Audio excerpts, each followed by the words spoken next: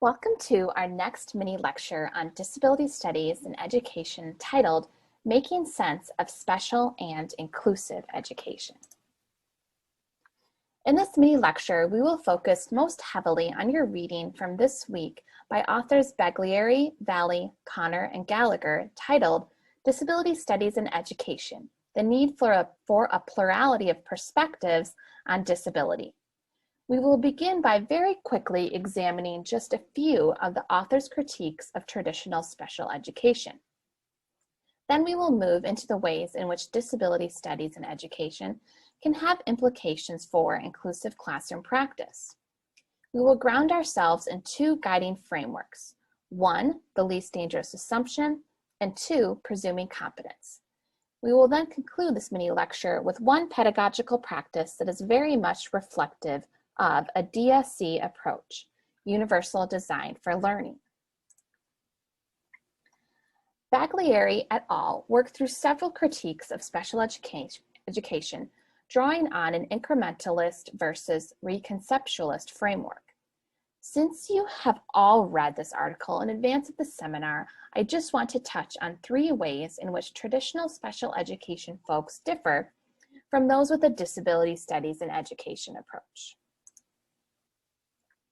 Incrementalists, or traditional special educators, believe that the purpose of special education is to change students through performing enhancing interventions. This is very much reflective of a medical model of understanding of disability. However, reconceptualists, or DSC folks, understand that enhancing performance is valuable, but instead place a greater focus on adjusting environmental limitations such as the curriculum, instruction, and the classroom climate. And while traditional special educators believe that special education prepares students for the post-school world, reconceptualists shift their thinking to creating a caring society that accepts human difference. And finally, incrementalists support traditional approaches to research, which they believe lead to scientifically validated practices that can be applied by teachers in a technical way. Reconceptualists, by and large, avoid a teacher as technician approach and instead seek substantial, self-reflective change focused on ethical decision-making responsibilities for teachers. Now that we have extended our base a bit more in regard to the beliefs of DSC practitioners, let's get into some actual practice. In preparing critical special educators, it is my job to help my students not only see the oppression of exclusion and ableism, but to provide them with concrete ways to create change and remain resilient. Two common frameworks DSC practitioners commonly use to ground their classroom practices include the least dangerous assumption and presuming competence. Donelan's 1984 work surrounding the concept of least dangerous assumption focused on linking poor student performance to instructional inadequacy rather than perceived student deficits. Donelan further elucidated on the least dangerous assumption as follows.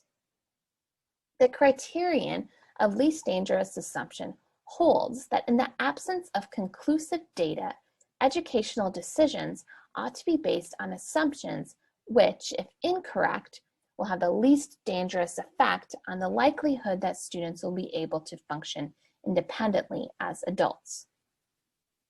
Donelan asks of us about the consequences of our assumptions. One can easily look to the past as evidence of our society's dangerous assumptions regarding people with disabilities. Institutionalization, forced sterilization, and euthanasia, just to name a few. But we can look to the present for evidence as well. What are the consequences of excluding students with disabilities from general education classrooms, peers, and curriculum? Are they not more dangerous than the alternative? One example of the least dangerous assumption in action happened to me several years ago when I was asked to work with a segregated school for students with disabilities on how they could become more inclusive.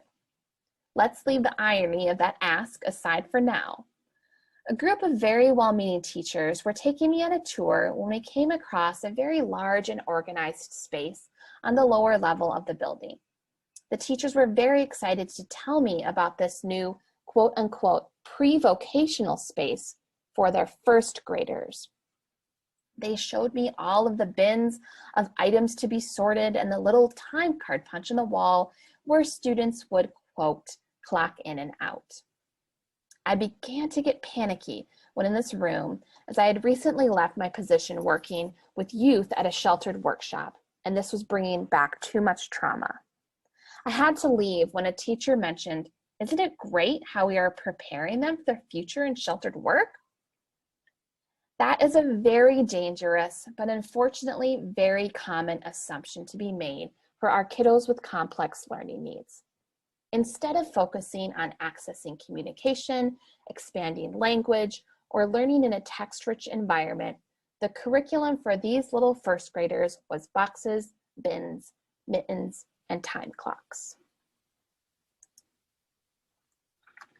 Bicklin and Burke describe the ways in which least dangerous assumption results in a framework for understanding student engagement called presuming competence.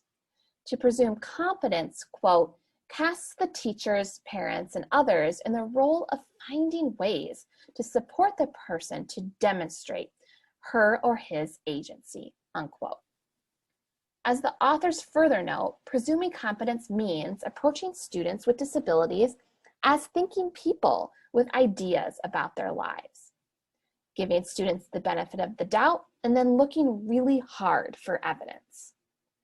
Presuming competence and inclusive education collide when teachers unconditionally accept the participation of students with disabilities in general education classrooms, problem solve when troubles arise, dialogue with students and families, and adapt the learning environment to meet the diverse needs of all students. So I'm not going to walk you through each of these strategies for presuming competence, but you can see that there are many ways to put this belief into practice. If I were a colleague of yours and noticed all of these ways you interacted with students and families, I would definitely see the practices of DSE in action.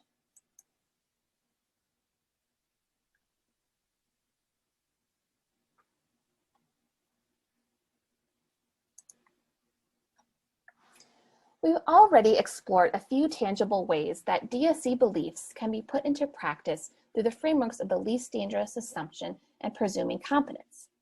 Now we will take a look at how universal design for learning can serve as the penultimate pedagogy of choice for the DSE practitioner.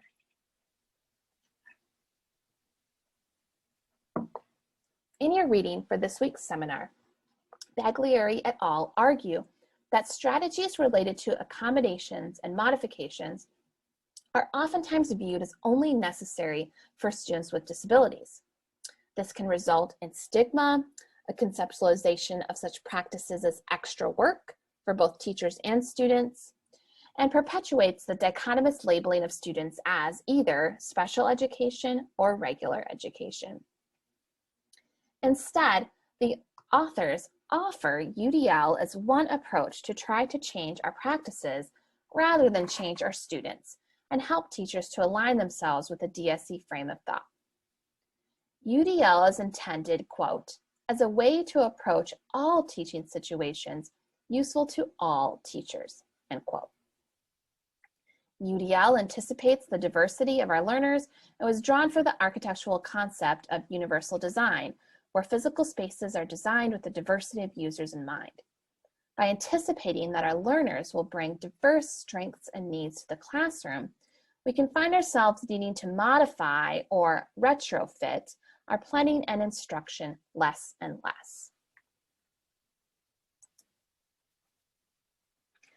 UDL is inclusive by design because the goal is to engage, support, and challenge all learners, not some learners, and it's certainly not, quote, teaching to the middle. In his 2013 TED Talk, Todd Rose describes UDL as teaching to the edges, or providing alternatives, choices, and variety in regard to content, product, and process so that all learners can excel. Let's take a quick listen to Todd Rose.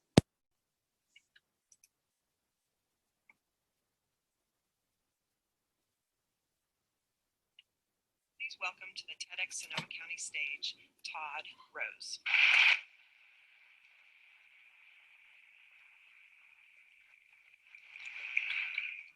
It's 1952, and the Air Force has a problem.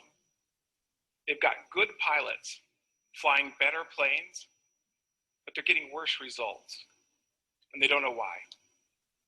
And for a while, they blamed the pilots. They even blamed the technology. And they eventually got around to blaming the flight instructors. But it turned out that the problem was actually with the cockpit. Let me explain. Imagine you're a fighter pilot.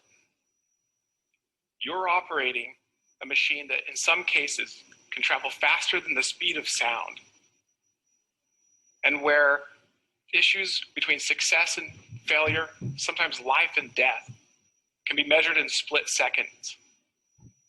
If you're a fighter pilot, you know that your performance depends fundamentally on the fit between you and your cockpit.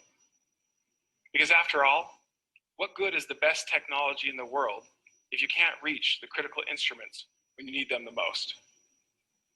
But this presents a challenge for the Air Force, because obviously pilots are not the same size. So the issue is, how do you design one cockpit that can fit the most individuals? For a long time, it was assumed that you could do this by designing for the average pilot. That almost seems intuitively right. If you design something that fit for the average size person, wouldn't it fit most people? It seems right, but it's actually wrong. And 60 years ago, an Air Force researcher, Gilbert Daniels, proved to the world just how wrong this really is and what it was costing us. Here's how he did it. He studied over 4,000 pilots, and he measured them on 10 dimensions of size. And he asked a very simple question. How many of these pilots are average on all 10 dimensions? The assumption was that most of them would be.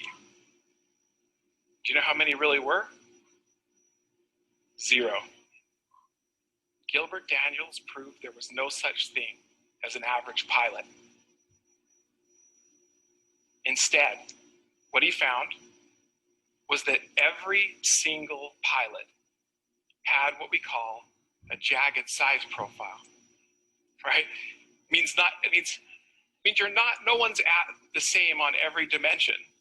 And this makes sense. Just because you're the tallest person doesn't mean you're the heaviest. Doesn't mean you have the broadest shoulders or the longest torso. But this is tricky because if every pilot has a jagged size profile and you design a cockpit on average, you've literally designed it for nobody. So the Air Force realized they had a problem, and their response was bold. They banned the average. Meaning that moving forward, they refused to buy fighter jets where the cockpit was designed for an average sized pilot. And instead, they demanded that the companies who built these planes design them to the edges of dimensions of size. Meaning that rather than design for, say, the average height, they wanted a cockpit that could accommodate as close to the shortest pilot and the tallest pilot as the technology would allow. Today, we have the most diverse pool of fighter pilots ever, but here's the thing. Many of our top pilots would have never fit in a cockpit designed on average. So, most of us have never sat in the cockpit of a $150 million fighter jet, right? But we've all sat in the classroom. Here's what I mean. even though we have one of the most diverse countries in the history of the world, and even though it's the 21st century, we still design our learning environments like textbooks for the average student. No kidding. We call it age appropriate, and we think it's good enough. But of course it's not. I mean, think about it. What does it even mean to design for an average student? Because a student is not one-dimensional, like struggling to gifted. Students vary on many dimensions of learning, just like they vary on dimensions of size. Here are a few obvious ones. And just like size, each student, every single one of them, has a jagged learning profile. Meaning they have strengths, they're average at some things, and they have weaknesses. We all do. Even geniuses have weaknesses. But if the fighter pilot example has taught us anything, it's this.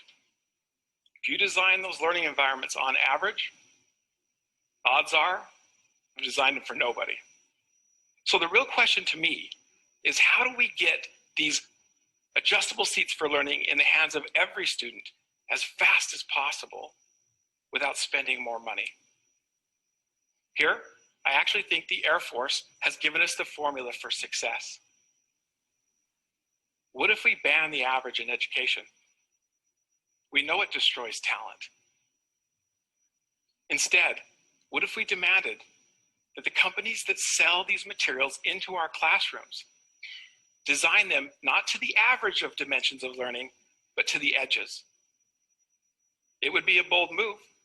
It would certainly send a strong signal to the market. The game's changed. But trust me, if we do this, not only will we increase the performance of the kids in our classrooms today, we will dramatically expand our talent pool. Because right now, there are so many students we simply cannot reach because we design on average. Design to the edges and we will reach them and we'll get their talent. The good news is we don't have to anymore. I'm telling you, we have a once in a lifetime chance right now to fundamentally reimagine the very foundation of our institutions of opportunity like education in ways that nurture the potential of every single individual, and therefore expand our talent pool, make us far more competitive in the world. We can do this. We know the formula, and it's time we demand it. Thank you.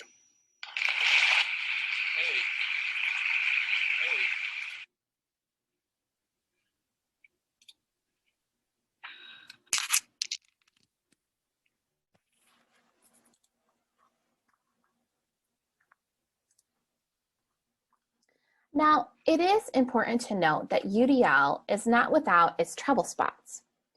Waidler and Torius have critiqued UDL for its lack of attention to the content or the what of the curriculum presented in today's public schools and the culture-free grounding of the framework. UDL's central focus is on diversifying access to the general education curriculum, but the framework falls short when diversifying actual content. White, able-bodied, middle-class perspectives remain central. The authors argue or suggest that the what or content addressed through UDL must focus on alternate curricular content that repositions the identities of marginalized learners as content worthy of instruction. They argue that, quote, UDL should closely account for both content and skills taught so that students are encouraged to sustain and challenge their racial, ethnic, language, and ability identities, end quote. In addition, Dolmage argues that traditional uses of UDL can appear too reductionist, resulting in a checklist feel. A checklist approach to UDL actually limits its possibilities for creating spaces where any student can learn, and instead can encourage complacency and rigidity for teachers. When conceptualized and enacted in a technical, rationalist manner, UDL is no longer UDL, but just another prepackaged curriculum. Instead, he asks his readers to focus on the flexibility, multiplicity, and activism inherent to UDL. Others, such as Strimple, stress the importance of framing UDL practices as liberatory or promoting access, flexibility, and justice. So in the spirit of flexibility and multiplicities, let's explore Dolmage's three-part approach to enacting multiple means of representation, content, multiple means of expression, product, and multiple means of engagement, process. For purposes of this mini lecture, I am just going to review with you all the critical access point that is content in order to demonstrate disability studies in action via UDL. Universally designed content refers to the information that is presented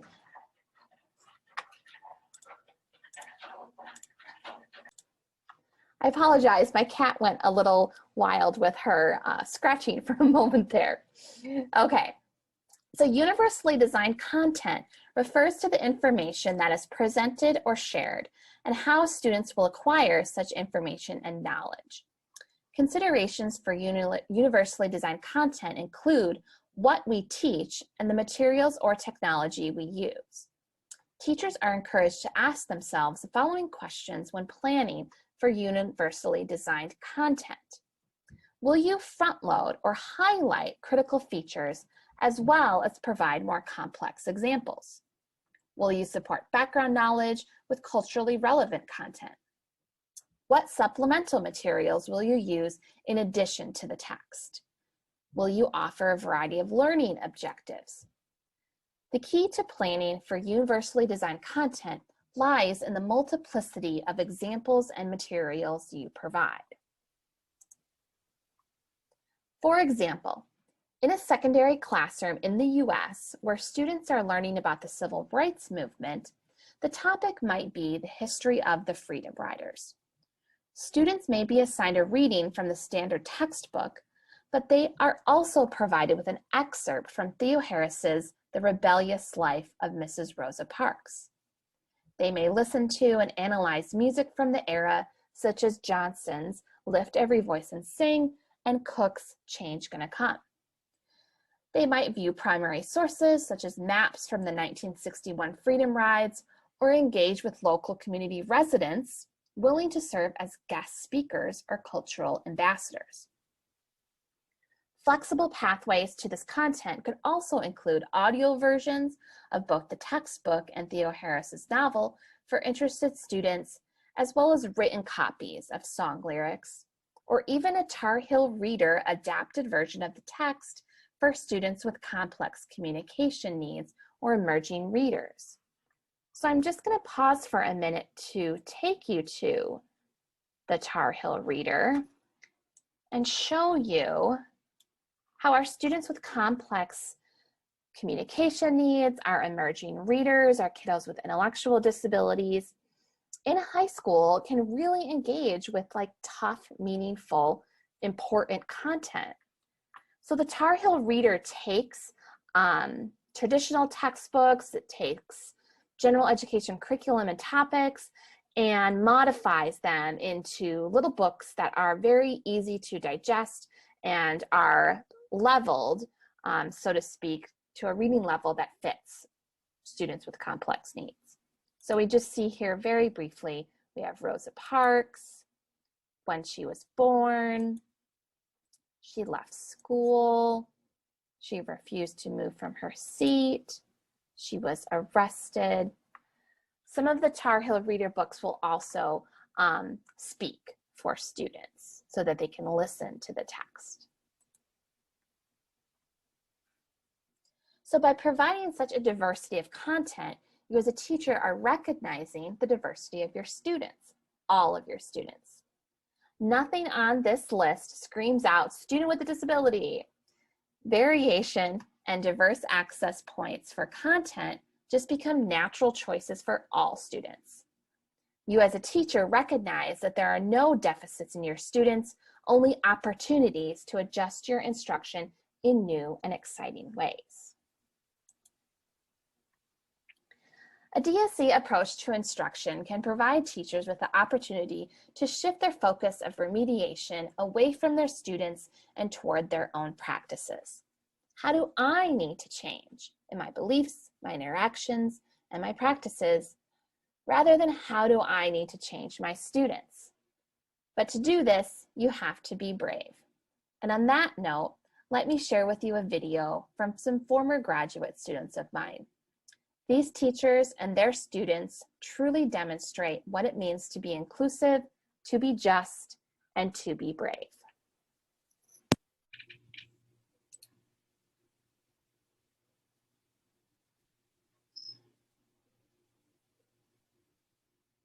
Lights, camera, action!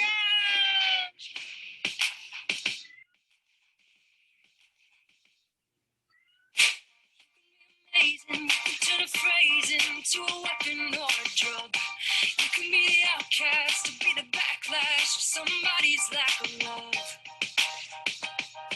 Or you can start speaking up. Nothing's gonna hurt you the way the words do when they settle near your skin. Kept on the inside and no sunlight, sometimes a shadow wins. I wonder what would happen if you say what you wanna say and let the words fall out.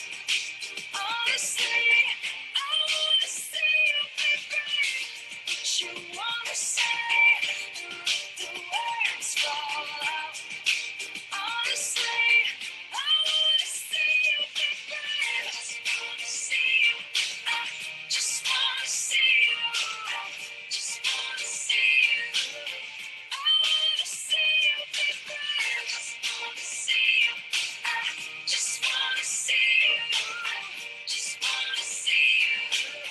I wanna see you be brave. Everybody's been there, everybody's been stared down by the enemy. Falling for the fear and about to disappear and bow down to the mighty. Don't run, stop holding your tongue. Maybe there's a way out of the cage where you live. Maybe one of these days you can let the light in. Show me how big your brave is. Say what you wanna say and let the words fall out. Honestly, I wanna see you be brave. What you wanna say and let the words fall out. Honestly, I wanna see you be brave.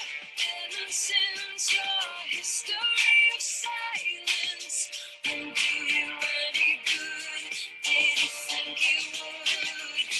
Let your words be anything but empty.